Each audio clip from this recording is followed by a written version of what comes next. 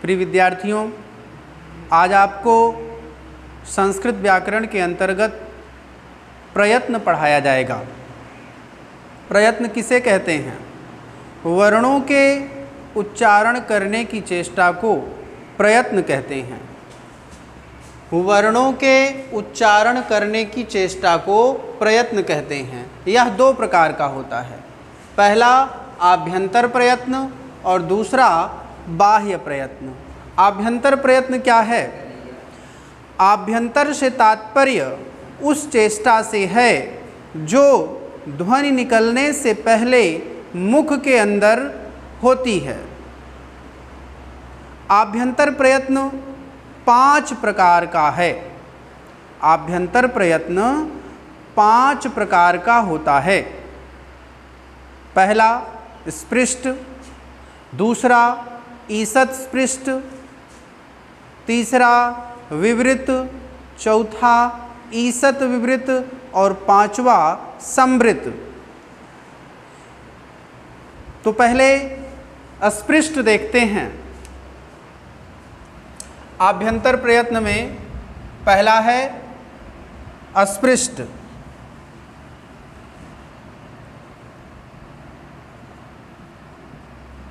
आभ्यंतर प्रयत्न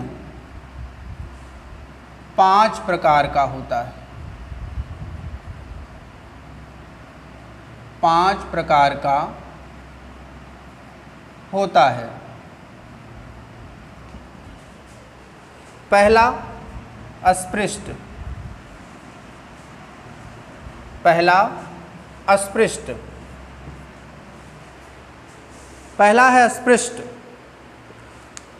अस्पृष्ट में इस प्रयत्न में जिह्वा उच्चारण स्थानों को स्पर्श करती है। इस प्रयत्न में जिह्वा उच्चारण स्थानों को स्पर्श करती है, इसलिए इन्हें स्पर्श वर्ण भी कहा जाता है। इसमें क से लेकर म तक के वर्ण आते हैं। स्पृष्ट क्या है? इस प्रयत्न में जिह्वा उच्चारण स्थानों को स्पर्श करती है। इस प्रयत्न में जिह्वा उच्चारण स्थानों को स्पर्श करती है, इसलिए इन्हें स्पर्श वर्ण भी कहते हैं। इसमें क से लेकर म तक के वर्ण आते हैं। नंबर 2 ईषत् स्पृष्ट।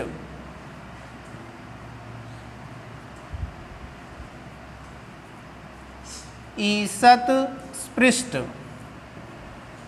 दूसरा प्रकार। ईषत् स्पृष्ट। इस प्रयत्न में जिह्वा उच्चारण स्थान का थोड़ा स्पर्श करती है। इस प्रयत्न में जिह्वा उच्चारण स्थान को थोड़ा स्पर्श करती है। इसमें या, रा, ला और वा वर्ण आते हैं। इसमें कौन कौन से वर्ण आते हैं? या, रा, ला, वा। और अस्पृष्ट में कौन कौन से? का से लेकर मा तक। का से लेकर मा तक अस्पृष्ट और या, रा, ला, वा ईषत् स्पृष्ट। तीसरा प्रकार है विवृत।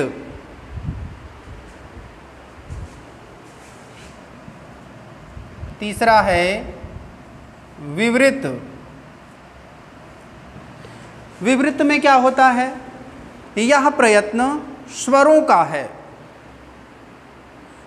इनके उच्चारण में मुंह खोलना पड़ता है। विवृत में केवल स्वर आते हैं। यह प्रयत्न स्वरों का है। इनके उच्चारण में केवल मुंह खोलना पड़ता है। नंबर 4 ईषत् विवृत।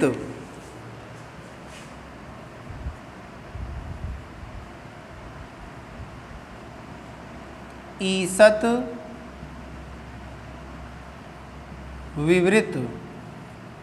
नंबर 4 है ईसत् विवृत। इसमें जिह्वा को कम उठाना पड़ता है, इसमें जिह्वा को कम उठाना पड़ता है।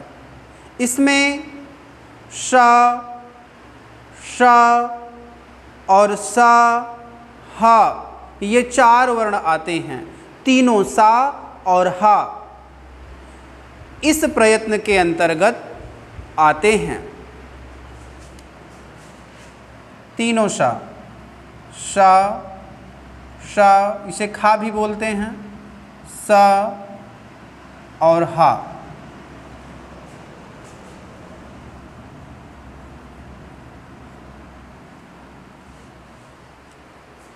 ईसत् विवृत में श, श, स और ह ये 4 वर्ण आते हैं। अगला प्रकार है संवृत, 5वां संवृत। संवृत में क्या होता है? इसमें वायु का मार्ग बंद रहता है, इसमें वायु का मार्ग बंद रहता है। यह केवल ह्रस्व आ में प्रयुक्त होता है। संवृत केवल ह्रस्व आ।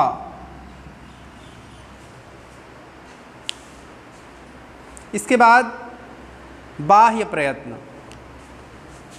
बाह्य प्रयत्न देखते हैं।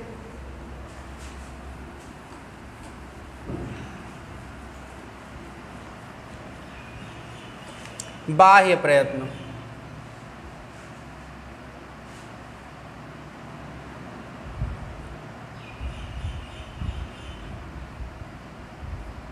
बाह्य प्रयत्न